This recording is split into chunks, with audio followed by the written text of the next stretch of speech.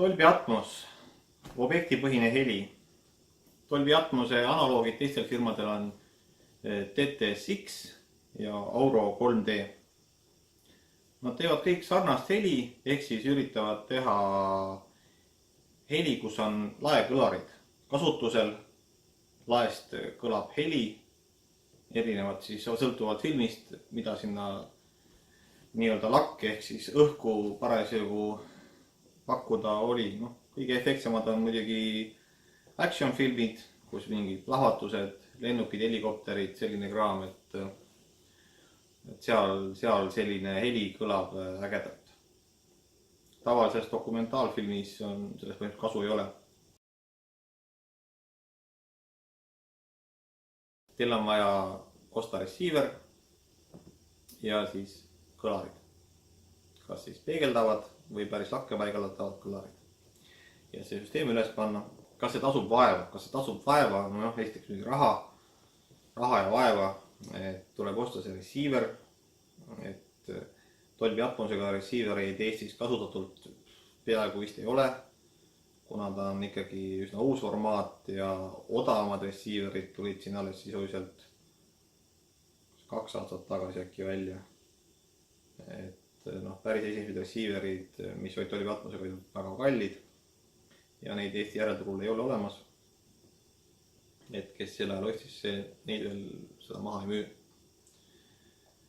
Aga nüüd uuemad, odavamad, mis on nagu poes müügil, need on ikkagi seal 500-600 vähemalt. Täpselt polegi neid hindu vaadanud, aga nad on üpris kallid. Ja nad on siis ka see odavama otsa receiverid. Ja lisaks siis kõlarid, ütleme, kui teil on osakõlarid olemas, need põhikõlarid 5 tükki, siis tuleb osta 2 kõlarit esikõlarite peale. Ja tegelikult ei pea olema need spetsiaalsed nii-öelda Dolby Atmose kõlarid. Tegelikult kõlbab iga kõlar selleks peegeldavaks.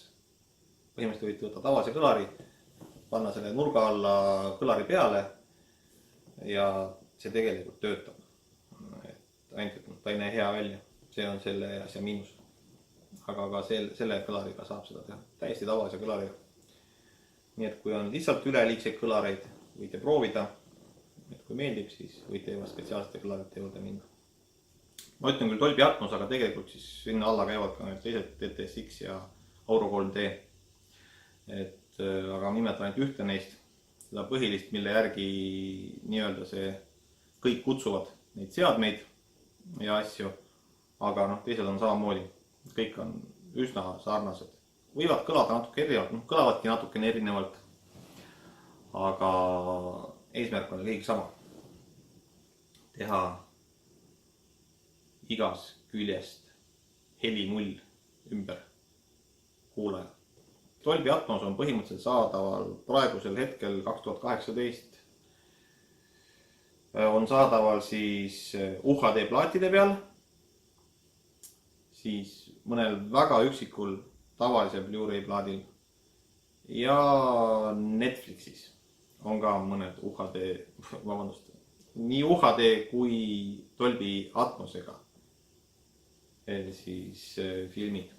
Kui te nii mõtlete, siis kuradi jama, ma ei vaata ei Netflixi ja veel vähem ma ostan UHD plaate. Siis tegelikult asi ei ole nii nukker kui tundub, et Atmosest pole mingit kasu. Tegelikult on kasu küll. Alati, kui receiveril on peal Dolby Atmos või ka need teised süsteemid TTSX või Auro 3D, siis need kõik sisaldavad ka inglise keeles väljend on upmixer. Ehk siis, kuidas seda tõlkida, üles mikseid, üles konverteerijaid.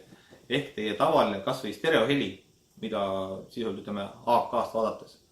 Ta oskab ka selle, oskab receiver teha selliseks, et see tuleb ka laekõlaritest, tagakõlaritest, igalt poolt tuleb.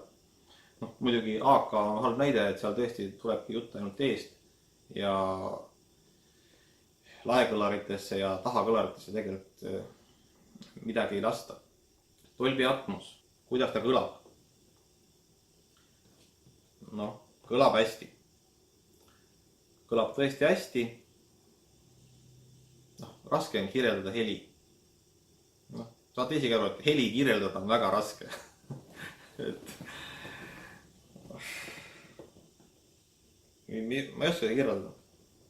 noh, äge. no mina ütlen, et see on äge. paljud ütlevad, et see väike krõbin, mis sealt laekõlaritest veel lisaks tuleb, et see ei ole oluline. ja ma saan neist täiesti aru. et põhiline koormus langeb ikkagi nendele põhikõlaritele, mis on teil kuulamiskõrgusel. esimesed, tagumised, need kõlarid teevad selle põhitöö ära ja lakke lähevad ikkagi veelgi vähem efekte, kui läheb tahakõlaritesse. ja loomulikult see ei pruugi olla paljude jaoks piisav põhjendus või piisavalt lisaefekti nii-öelda. Mulle endale meeldib. No minule meeldib. Mulle meeldib see. Ma väga harva, kui ma lülitan tegelikult selle Dolby upmixeri või siis DTS-i variandi sellest välja. Põhimõtteliselt tuleb mul AK ka Dolby süsteemis. Mind üllatas, kui hästi vanad filmid see Dolby Surround oskab üles miksida. Isegi televiisorist filmi vaadata mingit kehva telekanali stereot, isegi seal tõesti see helikopter pannakse sulle pea kohale lendama. Mind täiesti üllatas see, kui ma päris alguses seda kuulsin, et ma ei arvanud, et sellest sihukesest asjast nii kehva stereost esiteks saab sellise efekti välja võluda. Aga saab. Ja seda enam, kui te vaatate tõesti kvaliteetset contenti nii-öelda, ehk siis plaadi pealt kuskilt streamingu teenusest vaatate filme, siis upmixerid teevad väga head tööd ja väga realistlikult esitavad siis kõiki neid efekte. Et pannakse lennukid üle pea lendama, kõik kõlama nii nagu peab.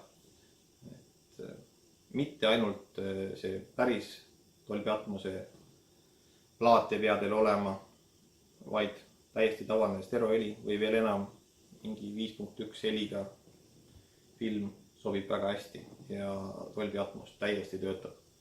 Et efekt on hea.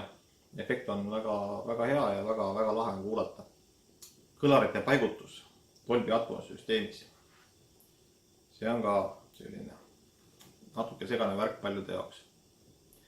Sest et tegelikult ütleme, kui seda neid jooniseid vaadata, siis Dolby tundub, et annab hästi palju variante, kuhu saaks kõlarid panna. Esiteks, põhimõtteliselt on 2 varianti hetkel. 2 või 4 kõlarit. 6 kõlarit juba põhimõtteliselt on olemas receiverid, aga nii kallid neist ei räägi. Et kas on 2 või 4 ja seal on tegelikult lihtne süsteem. Kui on 2 kõlarit, siis põhimõtteliselt käivad nad teil pea kohal või natukene eespool kübekene. Ja nii ongi. Kui on 4, siis käivad teist natuke ette, natuke taha. Variant, et kui täitsa lakke panna ei saa, et saate panna näiteks hästi kõrgele seinale, nii ette kui taha, siis ka see süsteem tegelikult toimib. Aga receiveri menüüst tuleb ära määrata, mis kõlarid nad on. Kas nad on päris laekõlarid või on nad siis lihtsalt kõrgel olevad kõlarid. Kuidas seda tõlkida, et nad on põhimõtteliselt tähendabki seinanurkades olevad kõlarid või laenurkades. Ja segadus. Üks kas suur või väike segadus, raske öelda, on selles, et kus need kõlarid siis käivad. Ma rääkisin teile, kus nad käivad, aga tihti küsitakse, et aga ma olen Dolby Atmose süsteemi, siis on kõlarid laes. Ja on küll laes, aga mitte kõik. Paljud tahadki panna kõik kõlarid lakke või osa nendest lakke. Et mitte ainult Dolby Atmose kõlarid, vaid ka näiteks tagumise surround kõlarid. 4 Atmose kõlarit ja veel tagumise surround kõlarid on ka laes. Aga see ei saa kuidagi kõlada õieti, kuna surround kõlarid teil tagumistama peab tulema kuulamiskõrguselt. Ja ainult Atmose heli peab tulema laest. Kui need surroundi liigutada lakke, siis sealt tuleb kõik see liigub sealt ja see on tegelikult vale. Et selle tegemine on põhimõtteliselt mõttetu värk. Et nii see asi ei tööta. Ei saa teha nii, et kõik kõlarid on laes. Et see kuidagi ei hakka kõlama. Et sellega peab arvestama, et on spetsiifilised kohad, kuidas asi töötab. Vaadake videot. Siin on mul video sellest nii-öelda, mis kõlarite süsteemid on olemas. Saate aimu, kui varem ei teadnud. See käsitleb ka natukene neid atmosega süsteeme.